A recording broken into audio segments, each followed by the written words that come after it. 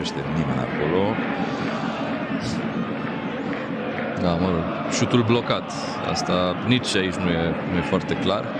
Nefiind gol, nu știm dacă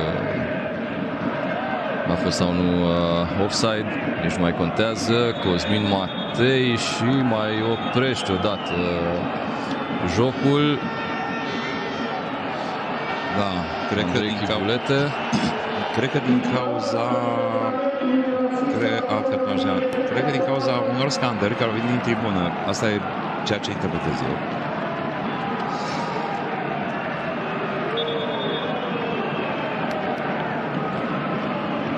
Din cauza comportamentului rasist al unor dintre spectatorii prezenți la acest meci, arbitrul a atras atenția că ar putea fi nevoit să suspende meciul.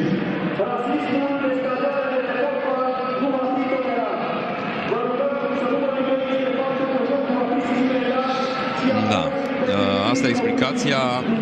Bine, acum 2-3 minute am auzit Crainic, avertismentele deja lansate, să nu se mai facă scandări rasiste, să nu se mai rostească scandări rasiste, xenofobe, altfel jocul va fi oprit. Ceea ce se produce în acest moment este asemenea un avertisment. Chivulete nu e mulțumit cu anunțul făcut, vrea repetat. Vrea repetat, da.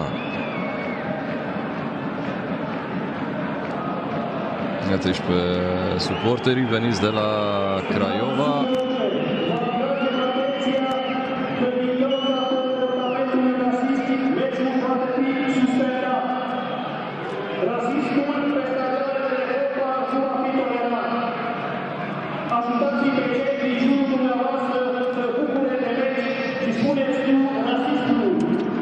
Cred că e o problemă generală, adică nu sunt implicați sau, mă rog, acest anunț nu îi vizează doar pe suporterii Craiovei, ci și pe cei lui Sepsi, care schimbă registrul acum.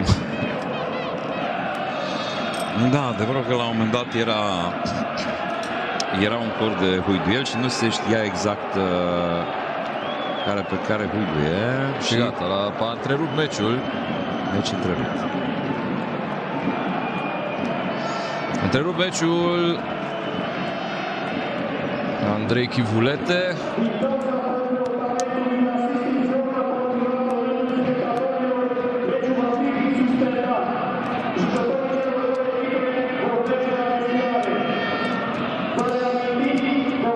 Aduce pe echipele la vestiare o primă întrerupere a acestei întâlniri.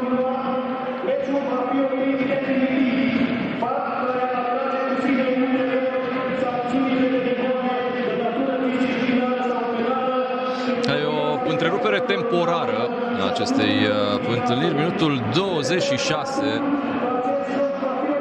0-0. Sepsi FCU Craiova. Vor fi 10 minute, cred. Da, după acest interval revin echipele și o să vedem atunci dacă lucrurile între timp s-au mai calmat. În tribune, iată, fanii s-au încălzit, fanii craioveni, au renunțat la tricouri, au renunțat la bluzele de training, au renunțat la gici. Au renunțat aproape la tot, având în vedere cât de rece este. Da, și o să vedem în ce măsură lucrurile, calmându-se, jocul chiar va putea fi reluat, pentru că, sincer, eu nu am dubii mari că vor fi șterse absolut toate scandările care apar pe un stadion de fotbal de la noi. Da, cert e că 10 minute e pauză la Sfântul Gheorghe. Ne oprim și noi deocamdată, trecem prin studio și ne întoarcem în momentul în care echipele vor reveni de la vestiare.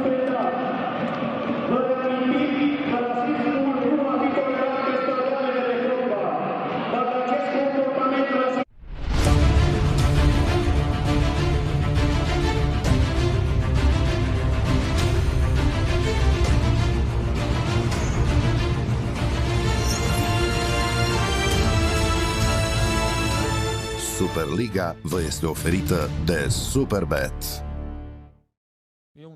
Jurnalul a ajuns la final, însă continuă partida dintre Sepsi și FCU Craiova 1948, întreruptă mai devreme din cauza scandărilor rasiste. Ne revedem la pauza meciului.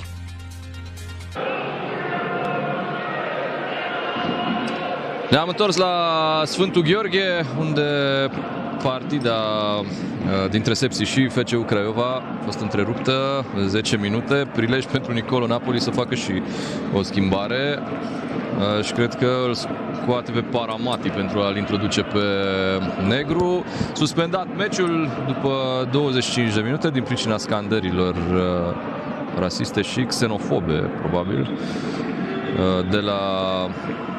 de la Sfântul Gheorghe, implicate pe ambele grupuri de suporteri în acest scandal. Au fost făcute câteva anunțuri de la stația de amplificare. Următorul pas, în cazul în care nu se potolesc suporterii celor două echipe, va fi întreruperea definitivă a meciului. Nu poate să intre Negru pentru că nu era pregătit. Îmi pare rău să o spun, dar nimic nu pare să meargă în această după-amiază la Sfântul Gheorghe. Bun, se pare că merge varul, că și el a riscat să nu funcționeze, dar până n-a fost nevoie de fapt, n-a fost nevoie de foarte multe, ținând cont că jocul, iată, se reamintul 26, Gata. Deci după ce S-a terminat. S-a reluat și s-a reluat pentru foarte puțin, vorba foarte puțin. 20 de secunde. Asta e un lucru în premieră.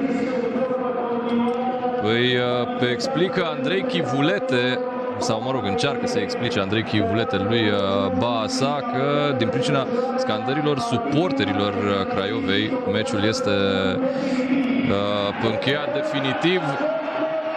Partidă stricată de suporteri. Până la urmă trebuia să ajungem și aici la un moment dat. Da, nu e ca și când ne-ar lua ceva prin surprindere. Asemenea scandări au fost mereu și, din păcate, trebuie să o spun, ce vor mai fi. În anumite situații, poate că oamenii care conduc fotbalul ar trebui să așeze între ele la aceeași masă și să ia anumite decizii. Că se întâmplă prin alte campionate, că sunt cluburi care se rivalizează foarte tare și apar tensiuni. Poate e mai bine, în anumite condiții, anumiți suporteri să nu facă deplasări ca să evităm așa ceva. Nu știu, așa la cald se poate spune aproape orice. Da, cert e că meciul de la Sfântul Gheorghe a fost întrerupt după 26 de minute din pricina scandărilor din tribune. Partidă întreruptă definitiv, așa cum amenințase că se va întâmpla Andrei Chivulete în momentul în care a trimis pentru prima dată pe echipele la vestiare. Cam asta a fost istoria meciului de la Sfântul Gheorghe. Adi Soares și Dan Ștefănescu, vă mulțumesc pentru atenție. Rămâneți cu noi.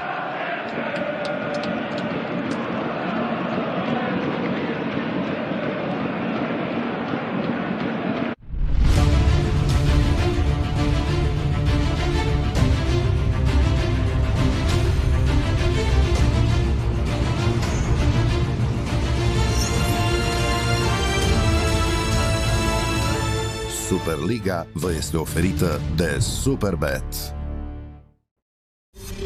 Doamnelor, domnilor, bună seara, eu sunt Simona Țăranu, bine v-am regăsit la jurnal. Partida de mai devreme dintre Sepsi și FCU Craiova 1948 a fost suspendată, așa cum ați putut observa, din cauza scandărilor rasiste. Puțin după minutul 20, meciul a fost întrerupt pentru 10 minute, iar apoi s-a luat decizia de a fi suspendat acest meci.